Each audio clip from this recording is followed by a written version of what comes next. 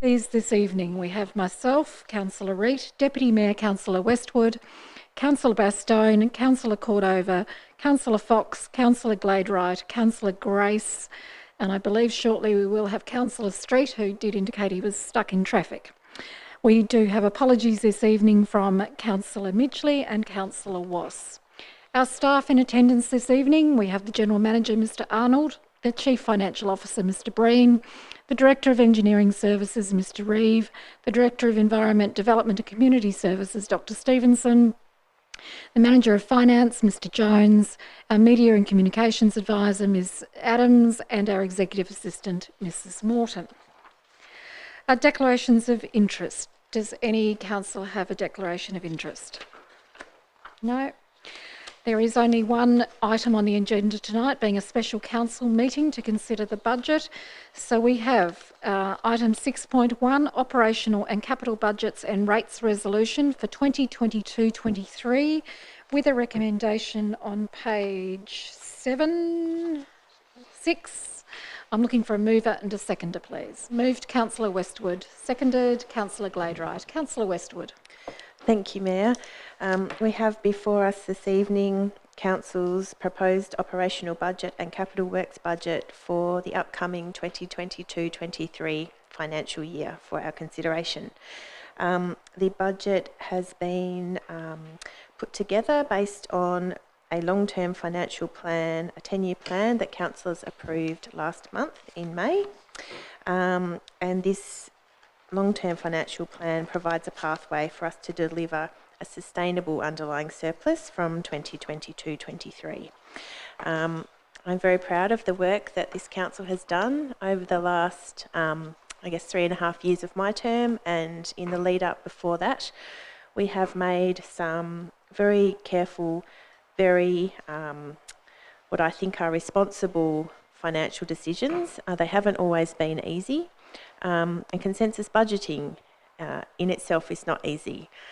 We have 10 councillors around the table, and we need to very carefully prioritise what we do fund and also what we don't fund. And we've worked really hard to collaborate together as a group to reach the position that we're in today with this budget before us, with a small underlying surplus for next year. So the budget is based on a 2.8% rate rise. There are obviously some challenges, but this 2.8% is based on what was the long-term CPI, and that's what we are endeavouring to stick with. Obviously, there's been a lot of commentary lately in the media about what's happening in the broader world, the war in Ukraine, and other things that have resulted in the consumer price index being well in excess of 2.8% in the March quarter 2022. But nonetheless, we have made some difficult decisions. We have kept our rates at a 2.8% increase for next financial year, and we've worked together to prioritise how we fund within the money we have available for our municipality. There are a few things of note in this budget. One of them is linked to an increase in the transportation cost component of the CPI, which has increased by around 20%, just over 20%. The flow-on impact for that will be small increases in our garbage, recycling and FOGO services to reflect the increase in the cost of delivering that service. And those charges flow through in terms of cost recovery for us to provide those services to our ratepayers who receive curbside collection. There are, I guess, a number of different things. There's a $20 million capital works program delivering a huge array of CapEx projects, and I urge my colleagues to support the budget we have in front of us. I think it strikes the right balance between an environment that reflects the hard work we've done to date, whilst balancing the current environment that we're in at the moment. Thank you. Thank you, Councillor Westwood. Further speakers? Councillor Fox. Thank you, Mayor. I guess I'm concerned that the rates are too low, and I would like them to go up. For the there are many reasons that I have concerns. The impact of climate change on council, it affects everything we do. We've got more rainfall, we've got more opportunity for fire, the cost of materials gone up, and as Councillor Westwood said, the cost of fuel has gone up. And everything we use is transported, from concrete to trucks driving up and down doing maintenance work. And I'm concerned that we don't have enough staff. We have a lot of staff turnover, but I also feel that the staff that we have at Kingborough are the backbone of one of the reasons people want to come and live here. The work they do, the quality of work they can do, is something that makes Kingborough special. And by having staff, we are able to achieve our strategic plan. They generate income for us in a way, because by having staff, we don't need to get our external labour in, and their knowledge and their skills are invaluable. We've also been dealing with the impact of COVID, and because of COVID, a lot more people have been on leave. It's meant that the strategies that we have in place aren't able to be achieved on time. We've got one of the lowest rates in Tasmania. We've got a fairly affluent society, and the average income in Kingborough is one of the highest in the state. The community are constantly asking us for more services, for playgrounds, for sporting facilities to be upgraded, for social events to be organised, for better roads, for rubbish collection, recycling, dog policies, cat management, and bush and reserve management. And I feel that if we could employ at least maybe 1 or 2 or 3 more people, it would help with the pressure that the staff is under. We're currently proposing a 2.8 increase. If we had 3 staff, and I'd be corrected by Mr. Breen, but 3 staff would be the equivalent of 100,000 per person, which would be around about 0.9% of a rate increase. So if we had a 1% rate increase, we would be able to employ 3 more staff. And I think it would make a huge difference to the operational budget and to the capital budget, and also to the quality of the work that we are able to perform. And I would like to ask Mr. Breen if my figures are correct. Mr. Breen. Yes, through you, Mayor. Yes, the figures are correct, yes. And I'd also like to ask for a response from the General Manager, through you, Mayor, whether this would be something that we could consider. General Manager. Through you, Mayor. Councillor Fox, of course it's something Council could consider. In turning its mind to that consideration, it would also need to take into account the current position of this council in terms of the long-term financial plan and the pursuit of a genuine underlying surplus, because any change to the recommendation before you tonight in terms of an increase in the general rate would have a corresponding impact in a negative sense on the underlying position of this council.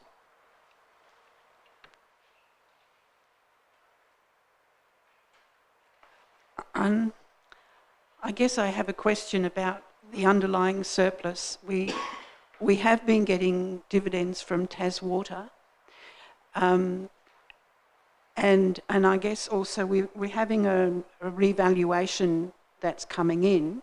I understand that there's a considerable group of people, about 24%, where their valuations have actually gone down. or their rates will be going down because their property values are increasing less than the average increase in the municipality.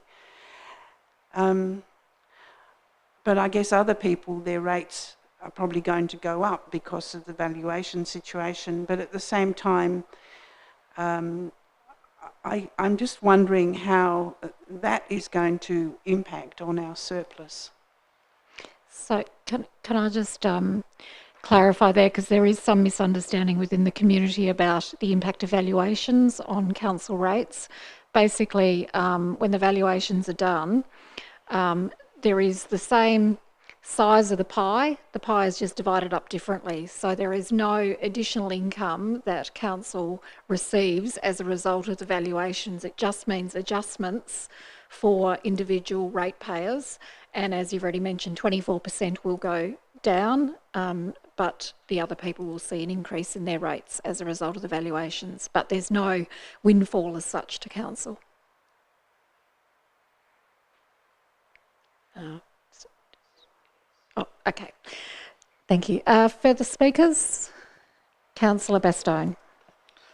Thank you. I would like to support Councillor Fox's plea. I spent a long time going through the figures again as things have changed. And when you look at things as simple as the plant vehicles and equipment section, where fuel and oil we're only going up, I think, about 1% from what we were paying, what we estimated last year. But in fact, fuel, diesel in particular, has gone up 80 cents a litre. Now, I can't see how we're going to be able to keep to the prices that we have said that we hoped would be the amount we spent on fuel. Things like the rural culvert cleaning, which we have had lots of problems with this year, and I thought that we had agreed that we would be putting more money into things like having the rural culvert spread, especially as the stormwater money that's paid by people who live out of the metropolitan area of Kingston. This is where their stormwater is going, is through the culverts, and we're paying more and more money as a rural person, but not getting what we need to get, I think, as far as our roads and maintenance. There's many things in here that I think where things are looking so tight because of what we're having as far as trying to bring things under the 2.8% increase, that, you know, we just can't get it.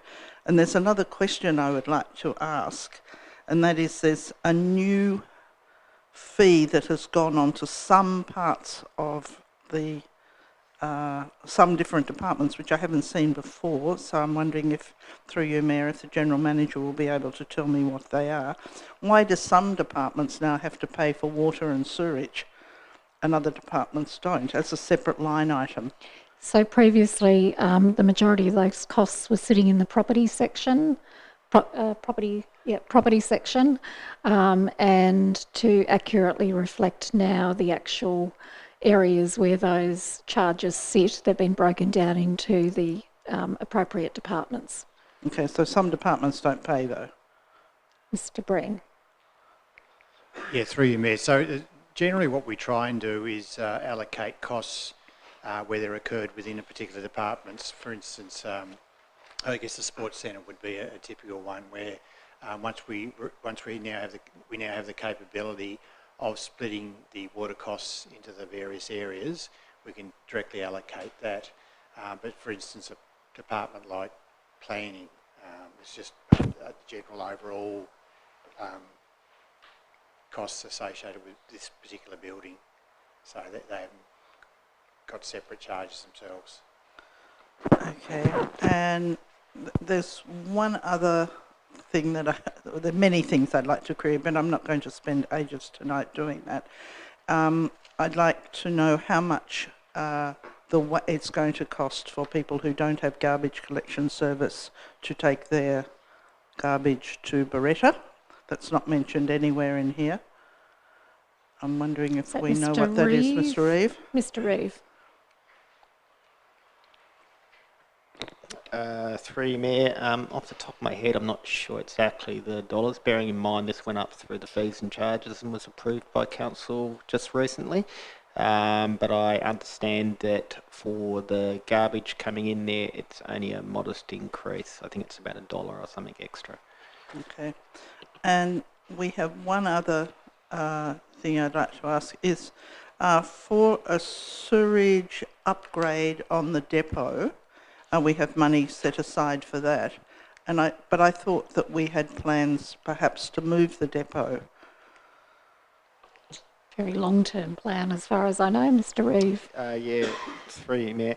Yeah, that's correct. So this is mainly to actually service the current depot site at the moment, but what it will allow as well will allow that whole site to be better utilised for future sale if necessary by, I guess, moving the sewer away from the centre of the block, so allowing it to be a far more useful block. So it'll solve two potential problems.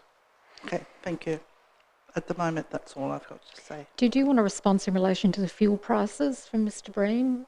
Yes, if Mr. Breen has a response to that. Sorry, Mr. Breen, I I'm didn't give sure you he an does. opportunity to tell me how we're going to do it so cheaply.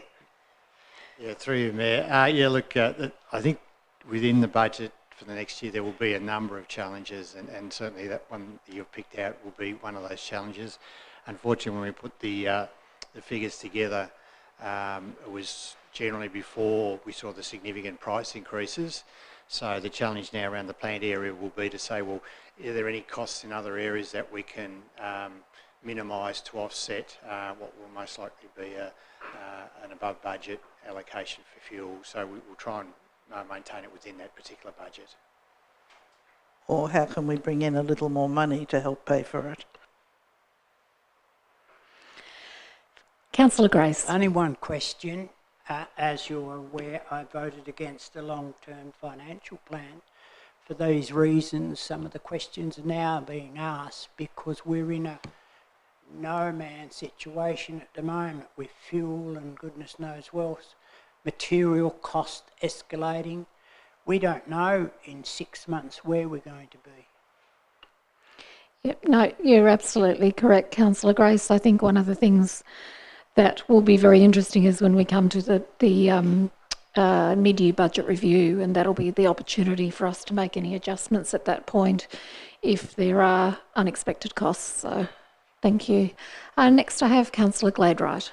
Thank you. I'd like to speak against a further rate rise over the top of 2.8%, mainly for the reasons that you've all just said. The fuel prices are going up, cost of living is going up.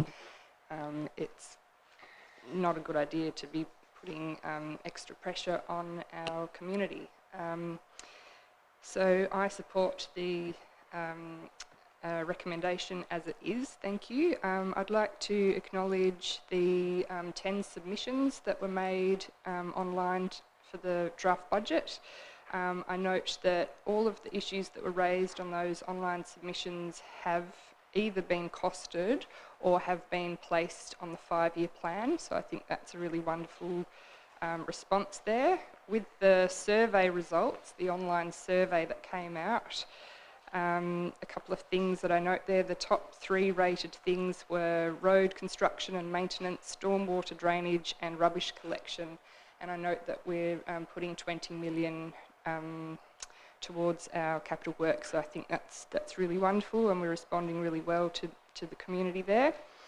I note though that one thing that wasn't funded is the dog management plan, so that is something that I would like to add my voice to. I think there's a lot of dog owners in the community, probably around 50%, is that fair to say? I'm not quite sure, but I think I remember hearing a figure like that, so that would be something that I would like to see in future. I also note that given rubbish collection was one of the top rated things in the survey, I would really like to see our FOGO program extended to include more public areas, so FOGO around cafes, especially cafes that are providing compostable packaging. So that isn't in this budget, but that's something that I would like to see happen in the future. I think it's great that we've reached a surplus. I have a question. What's the main argument for holding on to a larger surplus versus using all of it towards different needs of the community? Mr. Breen. Yeah, through you, Mayor. I guess one of the key features is to ensure that the council's in a strong financial position. So one of the things we've noticed over the last few years is, particularly with something like Water, whenever there's a need within the government or a change within the government, Water tends to lose its or reduce its dividends either down to nothing or to 50%. So one of the things I think council should be looking at is attempting to insulate themselves from financial shocks like the loss of a dividend. So that's the reason why a number of councils will aim for around about a 2% of revenue surplus, so that if something like Water dividends are removed, then council's in a position to not have to put rates up by a substantial amount in one go. So it's generally around just making sure council's in a solid financial position, has good solid cash flows, and is not subject to external shocks. Thank you. So given that we've reached a surplus budget, I just want to congratulate everyone. I haven't been part of the entire process. I've been elected sort of throughout that process, but well done to everybody, and I support this proposed budget. Thank you. Thank you, Councillor Gladwright. For the speakers, Councillor Cordova. Thank you, Mayor. And I have a number of questions to interrogate the budget, but and then I'll give my substantial contribution. My first question is a broad one. The report notes that obviously inflation is a present risk, and we've heard about the fuel issue, and my understanding is that there's long-term contracts involved. But I do note that on page 6 it says, in terms, this is a quote, in terms of contracts, there is a present risk in terms of contracts where the escalation amount is tied to movements in CPI-related indices. So my question is, how exposed are we to that risk of fluctuating contracts? For example, do we have a clear picture of how many contracts this would affect and the total potential fluctuation in costs depending on, say, if inflation goes up or down by a percentage point? Do we know the kind of exposure per percentage point, for example? Mr. Breen. Yeah, through you, Mayor. Essentially, the large contracts we've had a look through, and that's where we discovered the transport cost allocation, and therefore that flowed through into our garbage and related charges. Most of the other indexes, we sort of budget for a 3% increase. 5.8%, because they're only minor contracts, does not have a significant impact, and really the significant impacts are your sort of tens of thousands, not just your few $1,000s here or there. So we believe we're pretty well covered, but it does, the fact that there's a number of these does make it a bit challenging, and I certainly think the one that's been pointed out, fuel, is probably the most problematic we've got at the moment. And look, if things change quickly and the price comes back down, we'll be okay. If this inflation impact continues on for a prolonged period, it will create some challenges for us. Thank you. A follow-up question to that is turning our attention to page 28, community resilience. I noticed that as a proportion of our entire budget spend, community resilience, natural disaster management, emergency management activities are really a very, very small fraction of what we spend. So I guess my question is, are we spending enough on emergency management, particularly with respect to the resilience program, Southern SES, and our generalised capacity to be adaptable in the face of anthropogenic climate change? Before Mr. Breen answers that, I think it's probably there are line items from other areas that would contribute to those sorts of issues that you're talking about with emergency management, but the specific line items you're talking about relate to the employment of Ms. Loxley as our emergency management coordinator and her associated staff. But Mr. Breen, did you want to add anything to that? Yeah, through you, Mayor. Yes, I think you've got to look at the whole picture there, and so basically it's $225,000 we're allocating to this particular area. So a lot of the work's done by the staff, and they do a fantastic job in doing the work that they do. Look, I think at this stage, it's one of those areas you could throw a lot of money at, but I think we get really good value for the money that we spend at the moment. Thank you, and I echo that point about the terrific value that our staff do provide. My next question is about our cash contributions forecast. So this is on page 12. Are you able to talk generally about our cash position? And I do know, I think there's what's the reason for the $184,000 variance? So this is on page 12 with contributions cash. And then maybe just to talk generally, my understanding is that our cash position is quite good, but I'd be interested in the take on that. Mr. Breen. Through you, Mayor. So specifically, you're talking about the cash contributions, which we generally are public open space and tree preservation contributions. They're the ones. Yeah. So basically,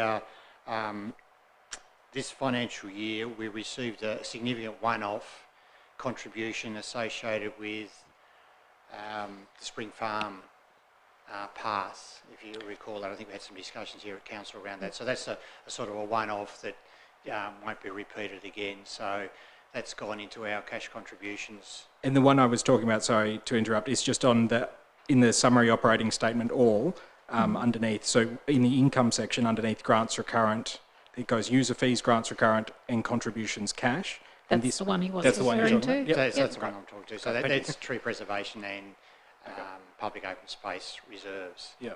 Okay. My next question is about engineering on page 37. So the active transport study, I just wanted to make sure, and I'm interested also in the flood monitoring. So we're looking now at page 37. My understanding was that the active transport study was to be a single document showing all of our linkages and missing linkages through the cycle plan, tracks and trails plan and footpath. Is that the case? That's what what does the active transport study fund? Exactly what you've just said. Perfect. Okay. Answered my own question. My next question is about, please remind us about thinking now about garbage and recycling rates, and we have heard them mention that there is an increase there that is, I believe it to be inevitable as a result of the transport index and the really significant increases in those costs. So my question is, what contingency do we have in place for those various interest rate scenarios, or is it a matter, like how are we compared to other councils in terms of our risk exposure, and is there a chance that we'll be back here in 6 months having to change elements of this budget because of those uncertainties? Mr. Breen. Yeah, through you, Mayor. So essentially the contracts are 12 months, the escalations are for 12 months. So at this stage we've locked in our rates for the next 12 months, so we're totally aware of what those will be. The expectation is at the end of 12 months, most likely there may even be a reduction in the transport index, and so we may this time next year be discussing some reductions. I hope that's hopefully the case, but so I think at least we know we've locked ourselves in for the next 12 months. Thank you. A couple of more nitty-gritty ones that I don't think we talked about in the workshop, or if we did, I've forgotten. Tourism, under governance on page 14, this is every year there's 25,000 for tourism, and I was just interested in where that's going. And then the second part of that question is, under property and recreation, there's $10,000 for a security, which is a new item. So please describe what that $10,000 security looks like. Mr. Breen. Through you, Mayor. So I might start with the security one. So basically security's been undertaken. This is general security where we engage a firm to do a bit of a drive round. So at the moment a lot of that work's been undertaken out of the works department, but it really is not. It's not a building maintenance type issue. So really we're just centralising it into property and governance. So that's what that works for. Thank you. I don't know whether Ms Stevens can help me on the first part of the question. Is it Tourism South, the membership? Yeah, Destination Southern. Destination South, Tasmania. So we've been a member of that for a number of years, so that's our annual contribution. Great, thank you. And then my final question, is that the Jack Jumpers have provided, firstly, I should have declared that conflict of interest that I love the Jack Jumpers. They've provided income in the form of $5,000 to the fitness centre membership and sports centre stadium of $30,000. So this is income to council. And my question really is, how many years do we anticipate revenue from the Jack Jumpers? How do we anticipate this relationship will unfold? Are those fees indexed, for example? Will they be going up? I can't help you about the indexing, but I can tell you it's 2 years. Okay. And then, because by that stage their facilities elsewhere for training will be ready.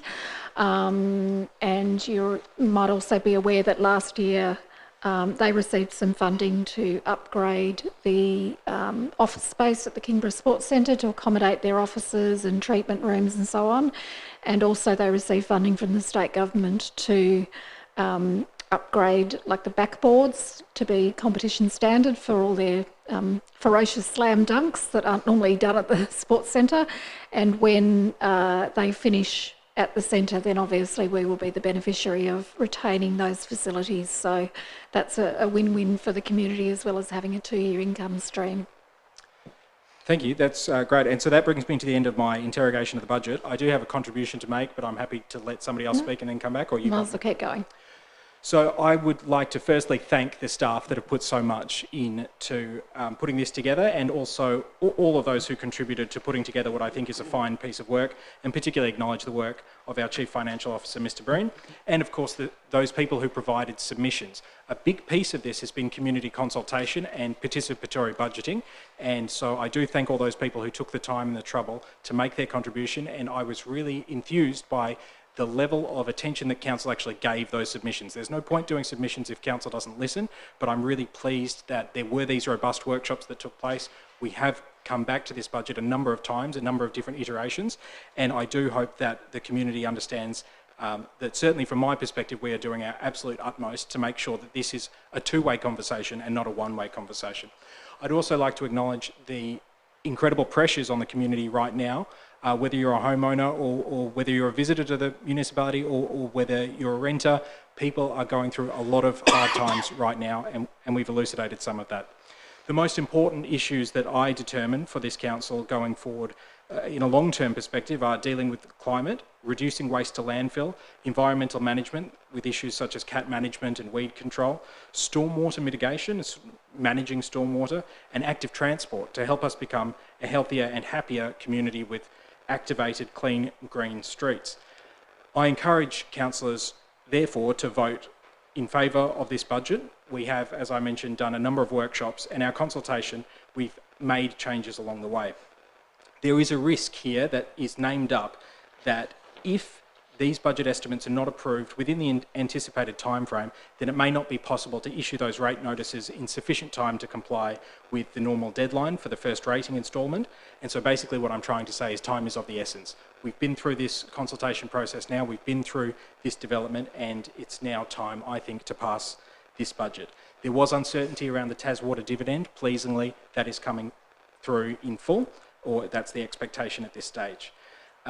The operational budget, I think, we're looking at a figure of around about $11 million. This represents a small improvement, but I think that, as it says on page 3, and I quote, the overall net result for 22-23 is an expected surplus of $6.12 million, which is an increase of $1.2 million on the previous year's forecast surplus. This increase is due to $600,000 in Transform Kingston project capital grants. I'd make the point here that there are significant grants and significant expenditure that relates to both Transform Kingston and Kingston Park.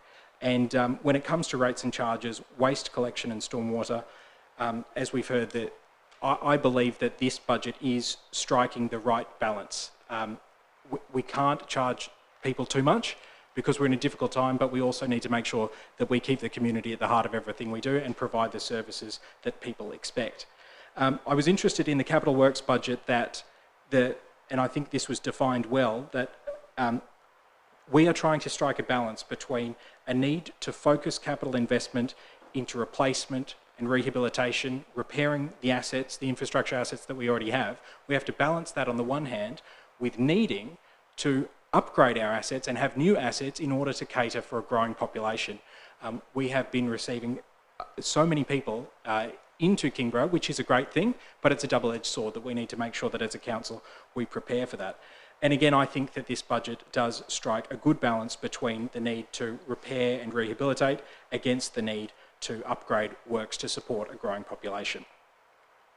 I would say that this budget is fit for purpose, and over the longer term, I'd like to see a more equitable distribution of funds to make sure that we take care of our environment and take care of the climate, and also that we're a welcoming place and that we're able to deal with the housing crisis.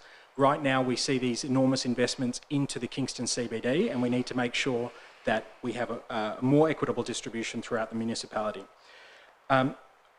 I think that the budget will help us be resilient in the face of a set of very uncertain and potentially precarious circumstances. And while we're experiencing short-term high inflation in environment sediments, rising interest rates, we need to keep our eyes on our long-term financial plan to the best of our ability. Overall, I think that we need to keep an eye on community resilience and emergency management, and I'm pleased to hear that this is a kind of whole-of-council approach. And ultimately, we need to improve and increase our community grants back up to 60,000 rather than the backward step of taking it down to 30,000. But for the purposes of this budget and these times, I think this is the right balance, and I support the budget. Thank you. Thank you, Councillor Cordova. Councillor Street. Thank you, Mayor. All budgets are compromises. They're compromises in terms of the items funded, and we have many arguments around this table about items funded and not funded. They're compromises in terms of rate increases against community expectations and ability to pay as well. We all have little wins and losses along the way. By and large, though, I agree with Councillor Cordova. This is a good budget. It's in line with our long-term financial plan, and it puts council, importantly, on track towards an underlying surplus. Mayor, I think we have tried our best to meet the community on a balance between our need to meet the inflationary pressure on our budget, while our ratepayers battle with that same inflationary pressure on their own household budgets.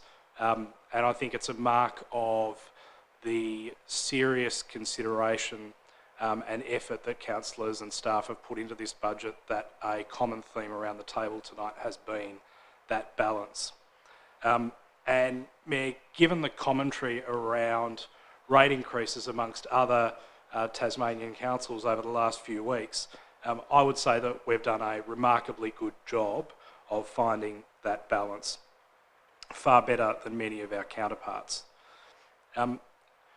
Mayor, I want to touch on a theme that I touched on during the debate about the long-term financial plan recently, and that is that I think the community expects to a certain extent that we should cut our coat to fit our cloth.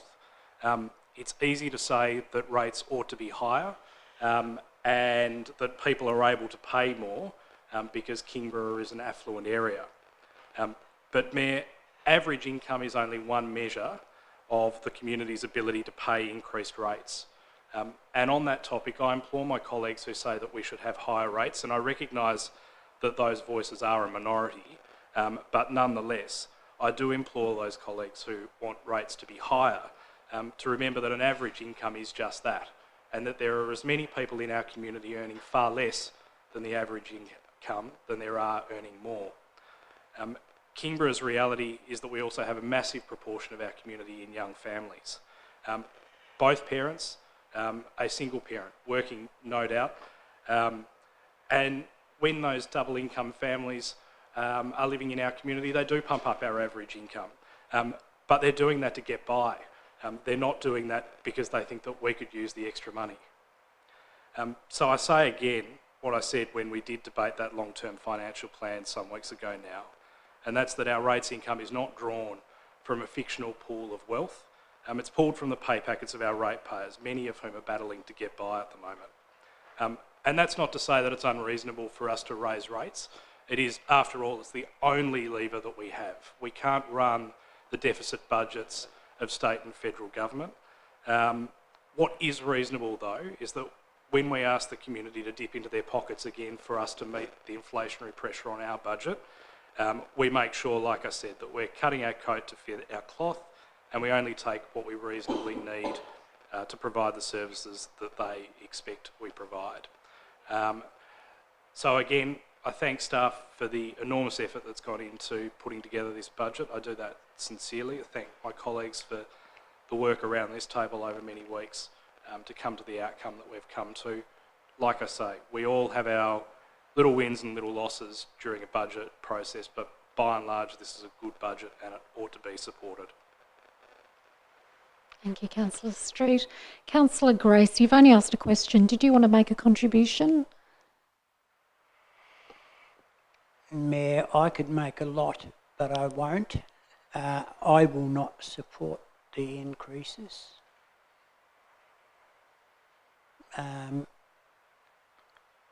I think, as I've said many years ago, and I still think, that we as a council have not demonstrated, in my opinion, where we can save money throughout our operations, our operational side of things.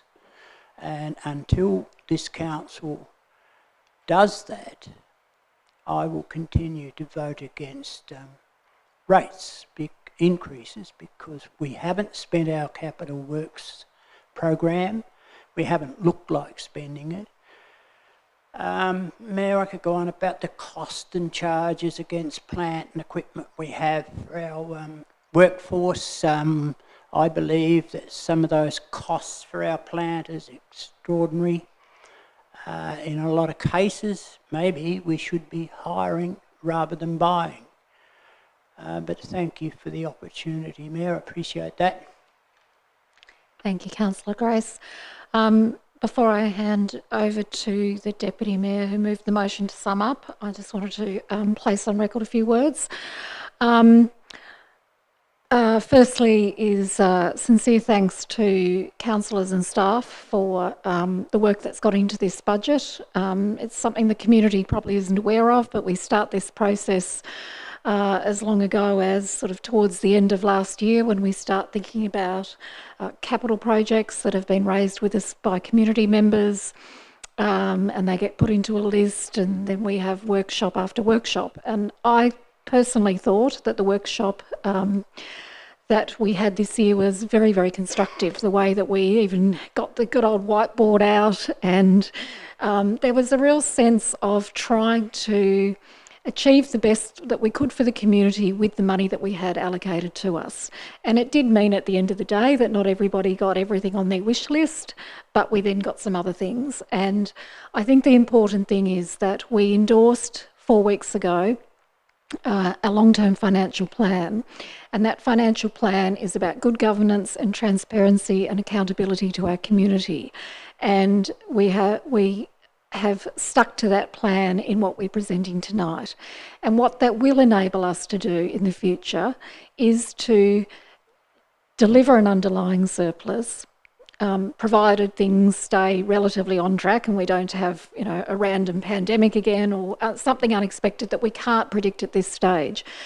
But in doing that, we set ourselves up for the future of being able to have a greater amount of money that we can use to fund new initiatives. There are new initiatives in this year's budget, things like the street tree policy and the walkable transport strategy. And there will be other things to come in the future, because we couldn't fit it all into what we have now. We erred on the side of caution and decided to aim for a $20,000 surplus so that we have a little bit of a buffer. I think we all go into this with a great deal more confidence now that we have the Taswater dividends that have been confirmed only a few weeks ago. I did find interesting the media reporting. The Mercury did 3 stories about our long-term financial plan, which was surprising, and they just kept adding up 2.8% times 10 years of the plan. It was even more surprising because it was during a federal election campaign and they didn't have anything else to print except for that. But I think if you look in what's happened in the subsequent weeks, with the announcements from other councils of the sorts of rate rises that they are considering, where we're seeing Huon Valley, I think, are sitting at 8%, and Clarence is sitting at nearly 5%. And you think about what Glenorchy did only, I think it was last year or the year before, had 12.5%. And they're also looking at an additional about 3.5% this year. So 2.8% in the context of that, I think, is a credit to the work that has been done here. Yes, we are a lean council in terms of our staff, and we know that, and we value the staff that we have here very highly, and we know they're under pressure. And I have to say it was really heartening to see in the community feedback in the engagement process that some people actually wrote, we value the staff that Kingborough Council has and they do a good job. And so I did want to just highlight that as one of the responses, or several of the responses, that the community see that the staff that we have here who are working very hard, who are the forward-facing people to members of the public, are appreciated for the work that they do, not only just by us as councillors, but also by members of the community. I am pleased that we were able to have more engagement from the community this year. Look, budgets are pretty dry. We know that not everyone wants to sit down and read a budget as their bedtime reading, so it was a good idea to have the survey as well as the ability for organisations like the Ratepayers Association to lodge a submission. And I was pretty pleased today that we received an email from the Ratepayers Association commending us at keeping the rates increased to 2.8% when CPI is running at 5.8%. So it was pleasing to see that. One of the things, and Councillor Cordover talked about it, was just the way that we divide the money up. And yes, there are a range of issues that we need to cover, but also we need to cover a range of areas. And so I did a little bit of an analysis because I looked at some of the feedback on social media about, oh, council spends all its money in Kingston. That actually isn't true. Could I ask for 2 more minutes, please? The motion is that I be granted 2 more minutes. Moved by Councillor Gladwright, seconded by Councillor Cordover. All those in favour? Thank you. Seems weird asking that on behalf of myself. I don't know whether I technically should have asked the Deputy Mayor to take the chair. But I just did want to give an indication, because it's interesting to see that, for example, there was, as Councillor Gladwright mentioned earlier, 58% people told us they wanted to see more asset management with roads and buildings and infrastructure, and we've delivered on that, and also more for playgrounds and parks and open space. Of the 6.9 million that has been allocated for roads, bridges and footpaths, that 2.3,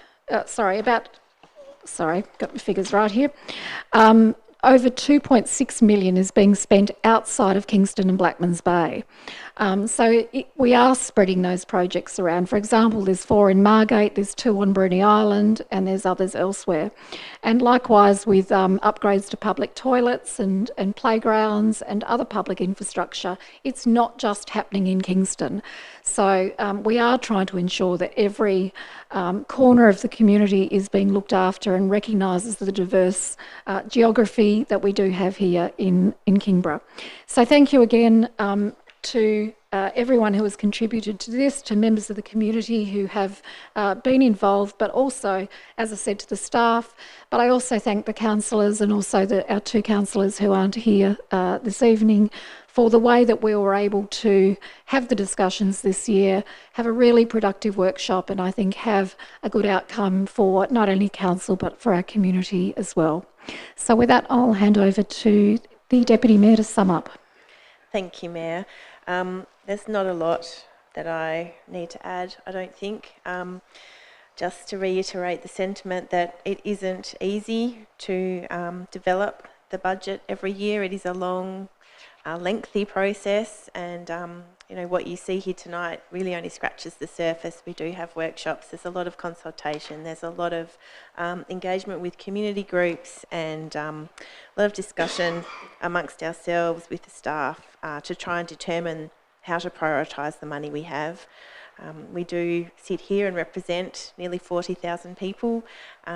We are a diverse group of people. We represent different parts of our community, and those different demographics within the community have different needs and wants. And it is our job to do the best we can to raise the revenue, to provide the services that our community expects, whilst balancing those inflationary pressures on our own budgets as well as the budgets of our ratepayers and residents.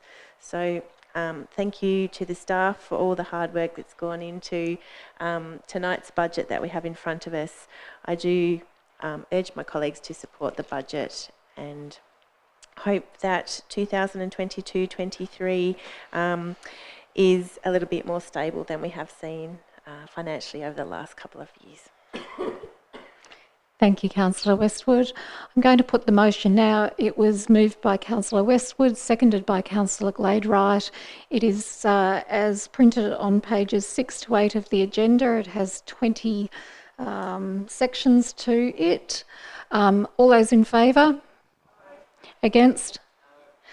A show of hands is required. Those in favour, please raise your hands. Is Councillors Cordova, Gladwright, Fox, Street, Bastone, Westwood and Reid. And those against is Councillor Grace. The recommendation is carried.